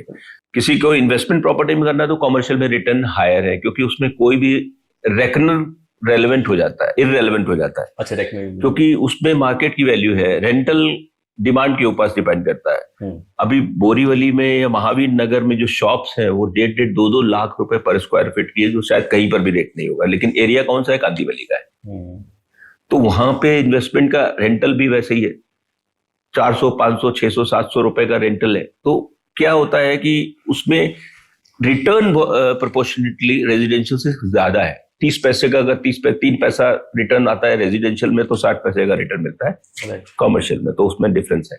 ठीक है, एक और सवाल है कि जो फटाफट वाला सवाल है, ये सब बिल्कुल मैं इसलिए बोला कि बहुत सारे सवाल हो जाते हैं रियल एस्टेट से जुड़े और सबका लंबा जवाब देना बड़ा मुश्किल भी होता है और होते भी नहीं। रीसेल प्रॉपर्टी में जो लोग बहुत सारे लीगल पचड़े में फंस जाते हैं कि रीसेल लिया और पता चला कि प्रॉपर्टी किसी और की निकली, या फिर उसकी बहुत सारी चीज क्लियर नहीं है, या फिर जैसे मैंने यहाँ मुंबई में भी देखा है कि बिल्डिंग में पोजीशन मिल गई है, ओसी नहीं आया है अभी तक, और इस बात को 15 साल हो गए। लेना चाहिए उस बिल्डिंग में या नहीं लेना चाहिए? दो चीजें, एक आपने बोला कि प्रॉपर्टी लेने से पहले, यहाँ पे रेजिडेंशियल लेने तो सबकी सोसाइटीज है अपनी, सोसाइटी में वो रिफ्लेक्ट करता है वो प्रॉपर्टी में ओनरशिप डिस्प्यूट है या शेयर डिस्ट्रीब्यूशन या अपना नॉमिनेशन फाइल किया हुआ है, उसमें वहां से वेरीफाई हो जाता है सोसाइटी से। तो वो बहुत सिंपल है। कॉमर्शियल प्रॉपर्टी हो या रेजिडेंशियल, सोसाइटी से रिलेटेड ही रहता है, सारी सोसाइटीज में ही होता है। कॉमर्शियल पार्ट, कॉमर्शियल बिल्डिंग भी होती है तो उनकी भी सोसाइटी फॉर्म रहती है। दूसरा आपने क्या बोला है मेरे को? देखिए, ये मेरा पर्सनल भी एक्सपीरियंस है कि जिस बिल्डिंग में मैं लास्ट में रहता था, पता चला उसमें 15 साल से ओसी नहीं आया और ओसी अब नहीं आएगा। उसका रीजन क्या था कि बिल्डर ने जब प्रोजेक्ट दिया था इनको, सोसाइटी को जब हैंड ओवर की थी, तब बोला था वहां पे एक टावर आएगा। फिर पता चला बिल्डर का एक और लैंड बचा हुआ है, तो लैंड जो बचा हुआ बिल्डर ने फिर बीएमसी से अप्रूवल ले लिया हो कि उस लैंड पे वो टावर भी बनाएंगे, टावर सी जो भी उनका प्लान हो, और बाद में सोसाइटी ने उसमें कुछ ऑब्जेक्शन किया हो, तो वो ना ओसी आ पाया ना टावर सी खड़ा हुआ। अभी इसमें इसका भी रेमेडी हो चुकी है। रेरा में जो 2017 तक जिसमें भी टावर के ओसी नहीं आए थे, वो उनको रेरा के लिए अप्लाई करना कंपलसरी हो गया है। जिसका 2017 यस नहीं आया था उनको भी अप्लाई करना है। बिल्डर हो ना हो, सोसाइटी है तो सोसाइटी को भी सेल्फ डेवलप करना है तो करना पड़ेगा। और अब क्या है, अब डेवलपर को with in the time frame convince भी देना पड़ेगा सोसाइटी को। तो मींस वो आगे का फर्दर डेवलपमेंट वो नहीं कर सकते, वो सोसाइटी कर सकती है। ये भी अभी आ गया। बिल्डर नहीं है बाजार में जी, बिल्डर है नहीं, अब नहीं। अभी बिल्डर ने अगर वो चीज कंस्ट्रक्शन कर दिया, दे दिया, तो उसको एक टाइम फ्रेम में कन्विंस भी हैंड ओवर करना पड़ेगा। मतलब फर्दर डेवलपमेंट के जो चांसेस उसमें हैं वो एक सोसाइटी के ही उसमें अपने राइट्स में इंक्लूड हो जाएंगे। अच्छा, नहीं, अब मैं इसलिए इस क्वेश्चन पे आया कि मैंने बहुत सारे लोगों ने, मेरे मेरे फ्रेंड ने उसमें घर खरीदा, और रिसेल में जब जिस प्रॉपर्टी की ओसी नहीं आई है, हाँ, उस प्रॉपर्टी की वैल्यू ओके, और उसी के बगल में दूसरी बिल्डिंग जिसकी ओसी आ गई, हाँ, उसकी वैल्यू में अंतर आ जाता है। डेफिनेटली, तो अब जो एक वायर है, आपने एक पैसा लगाया कि भाई मैं 2 करोड़ रुपए डालता हूँ, ये घर खरीदूंगा, 2.25 का ये घर हो जाएगा। 10 साल बीत गए, आपकी प्रॉपर्टी की वैल्यू उस स्पीड में नहीं बढ़ी जिस स्पीड में बगल वाली प्रॉपर्टी बढ़ गई जिसका ओसी है। अब बायर, फर्स्ट बायर क्या करेगा? वो तो फंस गया बेचारा। सेकंड बायर, जब अगर आप खरीदना चाहते हैं उस प्रॉपर्टी को, तो आपको लेना चाहिए, नहीं लेना चाहिए? देखिए, ऐसे प्रॉपर्टी मैं अगर अपनी तरफ से एडवाइस करूंगा, तो जो ओसी नहीं आया है वो ओसी के प्रोसेस में है कि नहीं है, क्योंकि ओसी नहीं, रेरा के प्रोसेस में वापस आया है कि नहीं आया है। हाँ, अगर वो गवर्नेंस के प्रोसेस में वापस वर्किंग शुरू हो गई उनकी, तो प्रोसेस में आ गया है, प्रोसेस में आ गया है, even then the price would be lesser than the got the OC right now. तो उसमें भी डिफरेंस है अभी। तो ओसी वाली जो प्रॉपर्टी है उसमें अभी अब आप रेडी पोजीशन में ही जा रहे हैं, तो क्यों ना, सब कंप्लीट हो चुका है उसमें ही जाइए तो बेटर है। और उसमें जाएंगे तो भी इशू नहीं है, क्योंकि वो गवर्नेंस उसकी अंडर द पेरिफेरी ऑफ वो आ चुका है, क्योंकि उसको रेरा के लिए रेरा में रजिस्टर करना ही पड़ेगा अंटिल ही गेट्स द ओसी। ठीक है, एक और सवाल कि जैसे कि पब्लिक डोमेन की जो चीजें हैं, गवर्नमेंट बहुत एक्टिव होती है उसके अवेयरनेस को लेके, शिक्षा हो, आपका रोजगार हो, इनफैक्ट LIC से रिलेटेड चीजें आती है। गवर्नमेंट हमेशा बोलती है कि भाई आपका जीवन बीमा होना जरूरी है, करवाइए, मेडिकल इंश्योरेंस लीजिए। क्या आपको लगता है गवर्नमेंट ने रियल एस्टेट अवेयरनेस पे बहुत ज्यादा काम नहीं किया? अब रियल एस्टेट अवेयरनेस के लिए जो टूल्स है, हाँ, अवेयरनेस क्या है? नहीं, मैं वही उसी पॉइंट पे, जो अवेयरनेस देने वाले जो टूल्स है, जो कंसल्टेंट है, उनके लिए उन्होंने ट्रेनिंग कंपलसरी कर दिया है, एग्जाम कंपलसरी कर दिया है, रजिस्ट्रेशन कंपलसरी कर दिया है आम लोगों के लिए, जो उस फील्ड, जो बिजनेस में आना चाहते हैं। तो आम लोगों को अगर नॉलेज चाहिए, तो खुद को तो MBBS नहीं करने जाते हैं ना, नॉलेज करने के लिए उनको जो प्रॉपर कंसल्टेंट है उनके पास जाएंगे, या अगर उनको और डीप में जाना है तो वो स्टडी करने की जरूरत नहीं है, उनको सिर्फ एक प्रॉपर क्वालिफाइड कंसल्टेंट की जरूरत है। तो वो प्रोवाइड किया है, गवर्नमेंट ने टूल्स प्रोवाइड किए। और डेफिनेटली जो पता नहीं था पहले लोगों को, अभी चैनल पार्टनर्स बोले या ब्रोकर्स बोले, उनको भी क्या पता था कि कौन कौन से अप्रूवल्स किसके। अभी तो एग्जाम्स में फॉर्म नंबर भी आ गए हैं, आपके आर्टिकल्स नंबर भी, जो हमारी लॉ की पढ़ाई में है। मैं तो चलो लॉ की पढ़ाई मैंने करी, मेरे को समझने में थोड़ा इजी हो जाता था, लेकिन नॉर्मल लोगों को वो भी पढ़ना पड़ेगा। तो एटलीस्ट आप जब एक एग्जाम क्लियर करने के बाद क्वालिफाइड हो जाते हैं, तो आप में कॉन्फिडेंस भी आता है, और जो बायर है वो भी आपको एक रिस्पेक्ट के साथ में आपकी जो फीस है उसमें भी, अरे तूने क्या किया, तेरे को किस बात का पैसा दूं वाली बात खत्म हो जाती है। समझ गया। बट मुझे लगता है कि गवर्नमेंट को एक खासकर ऐड चलाना चाहिए इस पे, कि भाई चलाना चाहिए, मान लो कि कंसल्टेंट के अवेयरनेस प्रोग्राम चलाना चाहिए। मुझे तो लगता है कि गवर्नमेंट को ये प्रोग्राम चलाना चाहिए, जो भी प्रॉपर्टी लेना जाना चाहता है उसको प्रॉपर कंसल्टेंट अपॉइंट करना चाहिए। That's the main point. Government को अगर यहाँ से करना है तो उसको एटलीस्ट ये बोलना चाहिए कि अगर तुमको मेडिसिन भी खानी है तो प्रॉपर, जैसे उसमें लिखा हुआ होता है, without medical practitioner we will not give the medicine, but medical store वाले देते हैं। तो डेवलपर के साथ में भी ऐसा गवर्नेंस आ रहा है कि कोई भी प्रॉपर्टी बिकेगी नहीं, बीच में कंसल्टेंट नहीं होगा। तो क्योंकि अकाउंटेबल उनको भी रखना, तो अकाउंटेबल उनको भी रखना। तो इनएविटेबल फोर्स को एटलीस्ट अवेयरनेस उस पॉइंट पे गवर्नमेंट को देनी चाहिए, और वो लॉजिकल और रीजनेबल भी है। तो बिल्कुल सही बात है कि अवेयरनेस तो चाहिए, और मुझे लगता है कि गवर्नमेंट को कुछ वीडियो इस पे बना के ऐड, जैसे DABP जो संस्था है गवर्नमेंट की, वो इस पे कुछ काम करे कि रियल एस्टेट में लोगों को कैसे अवेयर किया जाए। बिकॉज रियल एस्टेट सिर्फ कंसल्टेंट ही नहीं, जो आपके जैसे लोग हैं सिर्फ वो ही नहीं, आम आदमी भी कैसे अवेयर हो। जैसे आम आदमी जाए तो क्या देखे, पहले बिल्डर का क्या देखे, एजेंट का क्या देखे, बिकॉज घर से इमोशन जुड़े हुए होते हैं, और इमोशन है तो इनके गवर्नमेंट को should play supportive role, and they are playing a supportive role. और बड़ा बिजनेस है, बड़ा अमाउंट जाता है लोगों का। अभी बैंकिंग सपोर्ट भी दिया है उन्होंने, बेंचमार्क रेट कम किया है, तो उसको अपना हाउसिंग इंडस्ट्री को बूस्ट मिलेगा। लोग रेपो रेट काफी कम हो गया है, बहुत कम हो गया, तो लेने में लोगों को अपने हिसाब से बहुत हेल्प मिलेगा, क्योंकि EMI लोग लोन लेते ही है, तो EMI में सब्सटैंशियल डिफरेंस आया है, डिस्काउंट आया है। तो it's good for industry, good for the buyers. Ajay, एक आपने जैसे जब हम लोग अम्रपाली की चर्चा कर रहे थे, आपने बोला कि बैंक ने भी इग्नोर किया है, या हो सकता है कि लोग मिल के भी प्लान कर लेते हैं।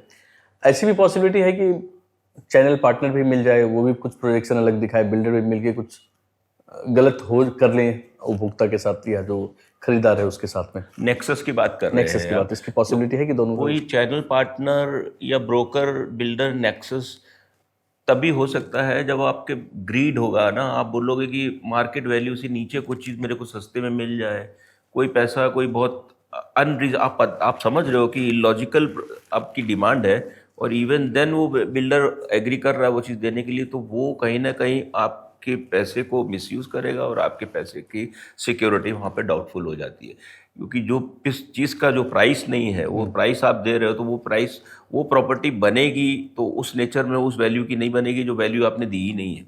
नहीं, जैसे कि एग्जांपल दे रहा हूँ कि चैनल पार्टनर मीन्स सिर्फ आपकी एजेंसी जो इस तरह की एजेंसी काम कर रही है वो नहीं, चैनल पार्टनर वो भी हैं जैसे कि अभी हम लोगों ने चर्चा किया कि एक इन्फ्लुएंसर आता है और वो बोलता है कि धुलेरा में अब ज़मीन ले लो, और वो लैंड बाद में पता चलता है वहाँ स्कैम चल रहा है। नहीं, वो चैनल पार्टनर नहीं हुए। चैनल पार्टनर्स का जो टर्मिनोलॉजी है ना, वो चैनल पार्टनर्स की टर्मिनोलॉजी है। एक रिनाउंड डेवलपर्स और रिनाउंड इंस्टीट्यूशंस के साथ में वो एसोसिएटेड हैं, इसलिए उनको चैनल पार्टनर्स बोलते हैं। जो कि रेरा में भी हर developers, every developers should notify their channel partners on the portal. तो वो चैनल पार्टनर टर्म उनके लिए यूज़ नहीं कर पाएंगे आप। अभी मैंने उनके लिए आप ब्रोकर वर्ड भी यूज़ क्या करेंगे, इन्फ्लुएंसर जो ऑनलाइन हाँ, इन्फ्लुएंस कर रहे हैं लोगों को, वो क्या है कि जमीन चाहिए, जमीन दिलवा देते हैं चलो तुमको, तो उसके लिए कोई टर्मिनोलॉजी बनी ही नहीं है वो तो। जैसे कि अभी जो इन्फ्लुएंसर की बात कर रहे थे कि जिन्होंने वीडियो बना दिया कि धुलेरा में ज़मीन खरीद लो, अब ये तो बिल्कुल गलत है उनकी तो वो भी तो सोच। ब्रोकर नहीं, वो तो क्या वो कॉलोनाइज, वो क्या कर रहे हैं, वो अपने आप को डेवलपर ही बता रहे हैं कि मैं डेवलप करूंगा ये जमीनों को और आपको बेच रहा हूँ। अब इस पे एक केस और आया था, फ्रॉड तो बहुत सारे आते हैं, एक केस आया था अभी, बहुत फनी इंसिडेंट था कि बिहार में ज़मीन पे के बीच में एक आदमी ने पुल का एक पिलर बना दिया अपने पैसे yes, से, मैंने देखा और वो। लोगों को बताया, गांव में बताया कि यहाँ से 4 लेन गुजरने वाला है, और फिर उसकी ही ज़मीन थी और उसने पूरी प्रॉपर्टी फिर बड़े भाव में बेची है। तो प्रकाश जी, मुझे आप एक छोटा एग्जाम्पल। हाँ नहीं, एग्जाम्पल बिल्कुल सच है, लेकिन मुझे आप ये बताइए कि इसमें चीट करने वाले की गलती है कि चीट हो जाने वाले को सजा? मैं तो ये बोलता हूँ जो चीट हुआ है उसको डबल सजा दे दो, और सजा दे दो उसको।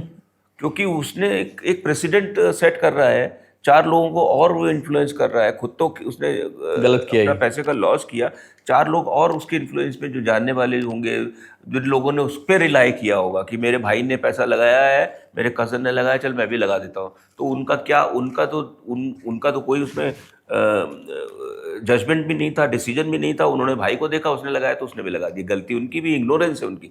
लेकिन वहाँ पे पार्ट कैसा हो गया कि आपने लालच में, आपने देखा पिलर लग गया, अरे प्लान में देखो जाके, आप ब्लॉक, आपने गांव में भी किया है तो ब्लॉक ऑफिस में जाओ, देखो यहाँ कुछ प्लानिंग है भी कि नहीं है।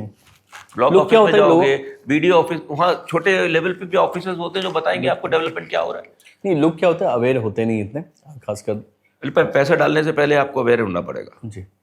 नहीं है तो आप जो अवेयरनेस आप हायर कर लीजिए, अवेयरनेस कहीं से, किसी से पूछ लीजिए, जैसे छोटे शहरों गूगल कर लीजिए। अब बिल्कुल, तो छोटे शहरों में होता है कि भाई यहाँ से 4 लेन गुजरने वाला है, और इसका फायदा बहुत सारे लोग जानबूझ के भी उठाते हैं, मतलब लोकल लेवल पे भी इन्फ्लुएंसर लोग, हाँ, वो करते हैं ऐसा काम कि भाई वो तो कि भाई हमें पता है, हमारी डिस्कशन हुई है, यहाँ से 4 लेन आने वाला है। मीडिया इंडस्ट्री अकाउंटेबल नहीं है ना, न्यूज़पेपर भी अकाउंटेबल नहीं है। न्यूज़पेपर भी आर्टिकल छाप देते थे बिल्कुल छापते हैं कि ये होने वाला है, वो होने वाला है।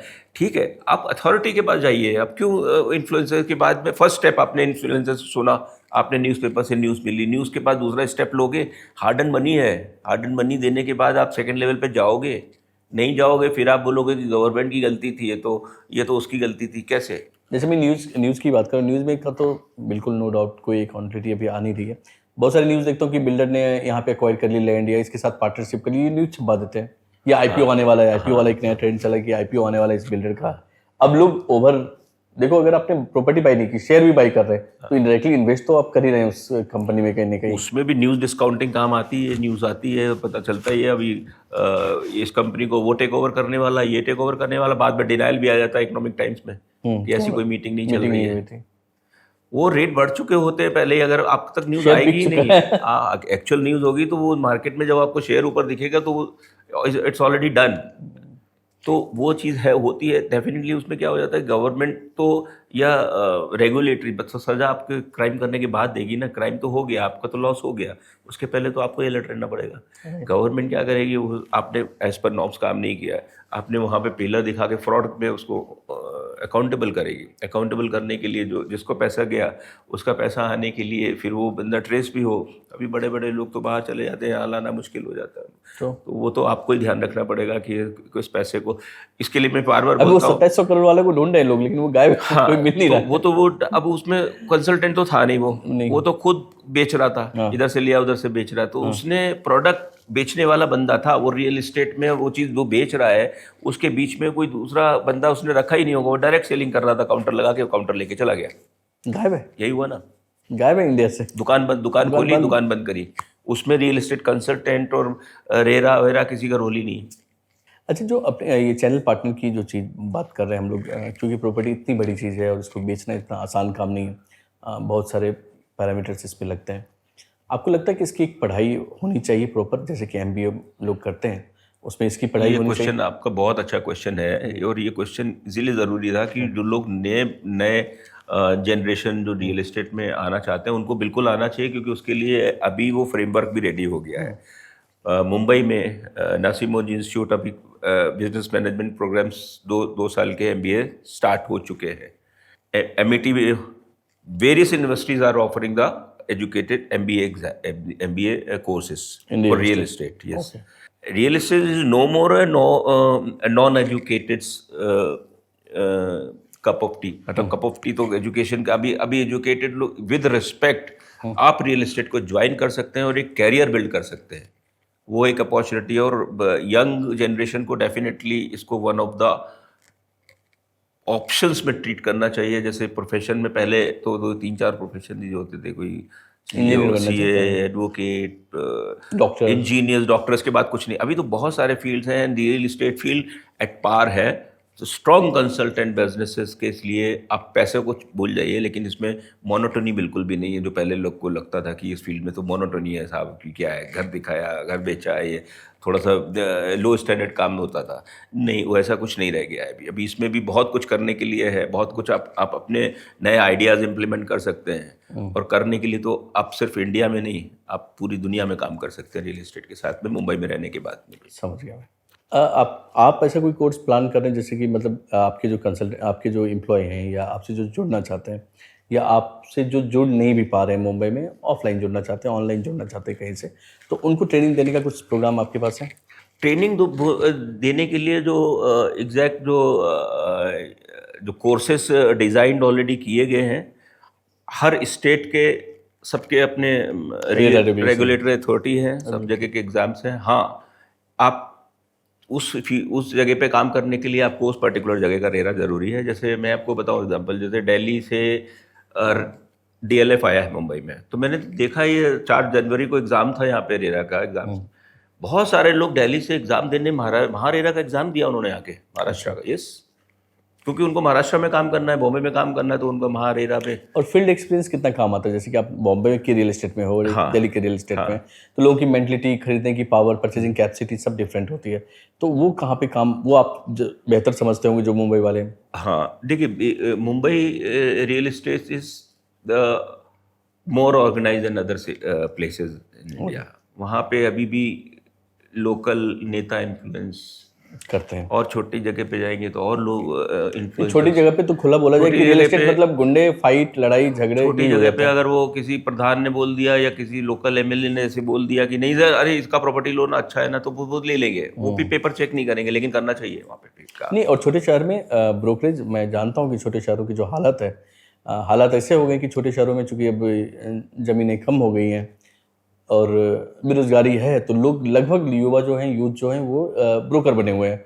और ब्रोकर बनना मतलब एक वहाँ पे मारपीट, गुंडई, छीनना, झपटना, मतलब ये अलग तरह का काम हो गया। लेकिन आप जैसे लोग जो कि यहाँ पे ऑर्गेनाइज वे में काम करते हैं, अगर कोई छोटे शहर का एग्जांपल देता हूँ, कोई लखनऊ का है, पटना का है, चंडीगढ़ का है, वहाँ से सीखना चाहे कि भाई कैसे आप यूजर को कन्विंस करते हो, कस्टमर को कन्विंस करते हैं, कैसे आप उनसे बात करने का तरीका क्या होना चाहिए, क्योंकि आप उनको 3 करोड़ 4 करोड़ की प्रॉपर्टी बेच रहे हो। ऐसा कोई ट्रेनिंग आपका सजेशन अच्छा है, ऐसा कोई ट्रेनिंग प्रोग्राम आप मेरे को करने के लिए एटलीस्ट आपने इनकरेज कर रहे हैं। जी। डेफिनेटली उनको करना चाहिए, जो सीखना चाहता है उसको सिखाने के लिए ज़रूरी है। और एक जैसे आपने अभी बोला ना कि दूसरे सिटीज़ में ट्रांसपेरेंसी नहीं, कभी पोर्टल गवर्नमेंट ने, मैंने देखा है यूपी में, आई एम फ्रॉम यूपी, तो वहाँ पे पोर्टल्स है, भू लेख वगैरह, आपकी अपनी ज़मीन का पोर्टल पे पूरा डिटेल अवेलेबल है। टाइटल में कुछ इशू नहीं है आपको, अगर वहाँ पे भी कोई ज़मीन या एग्रीकल्चर लैंड भी बाय करनी है तो आप पोर्टल पे सारा का सारा। लेकिन लोकल मसल्स पावर तो बहुत इन्फ्लुएंस करते हैं आपको कि अब लोकल मसल पावर का कोई रोल नहीं रह गया है। अगर आप किसी को ज़्यादा इंपॉर्टेंस नहीं दोगे तो इंपॉर्टेंस देने के लिए बाउंड नहीं हो आप। अच्छा, now the system is very much on the progressive. Right, ठीक है। अब हर आदमी कोई एमबीए तो करेगा नहीं एमईटी से जाके, बिल्कुल तो नहीं क्या आप उसको बताएंगे, समझा पाएंगे अगर कोई आपसे जुड़ना चाहे कि भाई मुझे अगर समझना है, जानना है? हाँ, बिल्कुल समझा पाऊंगा, लेकिन उसको खुद अगर काम करना है तो उसको तो डेफिनेटली उसको एक्टिव होना पड़ेगा, एक्टिव नहीं होना पड़ेगा, उसको एग्जाम भी देना पड़ेगा, उसको क्वालिफाई भी करना पड़ेगा। स्टेट रेरा का। हाँ, अगर सपोज उसको काम करना है तो। नहीं तो इस फील्ड में उसको नॉलेज डेफिनेटली होगी, उसके पास क्लाइंट्स होंगे, तो क्लाइंट्स हमारे साथ में वो सपोज लखनऊ का कोई है, उसको मुंबई में कुछ हेल्प चाहिए, तो हम we are ready to give them the expert advice, support, technical support as good as what kind of support you needed. Right, बिल्कुल देने को तैयार है। राइट। तो आपकी जो जर्नी, आपने जो शुरुआत में एक जर्नी भी बताई, चूंकि हम लास्ट सेक्शन पे हैं और यहाँ से क्लोज भी करेंगे, और बहुत सारे लोगों को आपसे इस सेगमेंट से बहुत सारे लोगों को प्रेरणा भी मिलेगी कि एक आम लड़का जो लखनऊ से चला और यहाँ पे आके आपने एक नॉक्स रिटेलर्स नाम की कंपनी बनाई, और इसको यहाँ पे काफ़ी बड़े बड़े ब्रांड के साथ अभी आप काम कर रहे हैं। जैसे आपने बताया उस दिन महिंद्रा के साथ थे आप, डीएलएफ के साथ आप शुरू कर रहे हैं, लोदास के साथ। एक तो ये जर्नी कहाँ से शुरू हुई, मतलब ये प्रेरणा कहाँ से आई कि मुंबई में जाके करूँगा? दूसरी बात, ये नाम क्यों रखा आपने नॉक्स रिटेलर्स का? नॉक्स रियल्टर्स में थोड़ा सा, अब आप देखिए, this is not superstition, science है, न्यूमरोलॉजी पे मैं बिलीव करता हूँ थोड़ा सा, एंड डेस्टिनी, वो सब चीज़ें आदमी को, आपके इंटेंशंस अच्छे हैं तो definitely you will be heading in the right directions. तो अगर आपके इंटेंशंस, मैंने नाम की बात आप करें तो नॉक्स रियल्टर्स नाम ऐसे रखा, Knox means secured and protected. This means, ये वर्ड अगर आप देखोगे तो secured and protected word meaning Knox का निकलता है। एंड सैमसंग का सिक्योरिटी प्रोटेक्शन का नाम भी मैंने अभी नाउ आई नोटिस कि सैमसंग नॉक्स करके प्रोटेक्शन टूल है उनका। वेरी गुड, वहाँ से आया, वहाँ से आ गया ये, बट मैंने इनिशियली वो देखा था कि हाँ, ये प्रोटेक्टेड और सिक्योर्ड सिस्टम को नॉक्स बोलते हैं। Thank you so much. बहुत सारी जानकारी आपने दी रियल एस्टेट के बारे में, और मुझे लगता है कि काफ़ी जो हमारी ऑडियंस है उनको समझने का मौका मिला। नो डाउट बहुत बड़ी चीज़ है, एक सेक्शन में तो कभी एक, जब हम लोग जो बात करें इस में समझ नहीं आनी। उम्मीद करेंगे कि हम लोग दोबारा ज़रूर बैठेंगे और भी चीज़ें जो कि आप समझाना चाहें लोगों को डिटेल में। मेरे किसी पॉइंट से अगर वो एग्री नहीं करते हैं तो मेरे नंबर पे आके मुझे कनेक्ट कर सकते हैं। तो मैं आपका नंबर, इंस्टाग्राम, हाँ, वो लॉजिकली उनके साथ में डिस्कशन करने को भी रेडी हूँ, आपके प्लेटफॉर्म पे या उनके प्लेटफॉर्म पे। राइट, ये तो उन इन्फ्लुएंसरों के लिए जो कि but thank you so much Himanshu ji, आप हमारे शो में आए। उम्मीद करता हूँ कि आपको भी अच्छा लगा होगा बात बहुत अच्छा लगा। आपने एटलीस्ट इस प्लेटफॉर्म पे बात, बहुत कम लोग इस सब्जेक्ट पे डिटेल में और without any taking any sides of the, किसी पिक्चर को किसी को साइड लेके, डेवलपर को या कंसर्न, एक न्यूट्रल पिक्चर के लिए आपने मेरे को याद किया और मैंने वो न्यूट्रल पिक्चर आपको देने की कोशिश करी है। और एक स्पोर्ट्समैन की जो आपकी स्पिरिट है वो आपने दिखाई भी। स्पोर्ट्समैन तो वही है ना, वो दिल से पहले हो, दिमाग से बाद में हो। दिमाग वो जिसके साथ दिल है, फिर वो दिमाग नहीं हो, दिमाग है तो फिर दिल नहीं, वो तो स्पोर्ट्समैन का रहता ही है। राइट, मैं लोगों को बता भी दूं कि हिमांशु जी पहले एक स्पोर्ट्समैन रहे हैं और इन्होंने काफ़ी क्रिकेट खेला है, काफ़ी आज के डेट में जो चर्चित बैट्समैन है, क्रिकेटर है, उनके साथ इन्होंने खेला है। Thank you so much Himanshu ji. Thank you sir.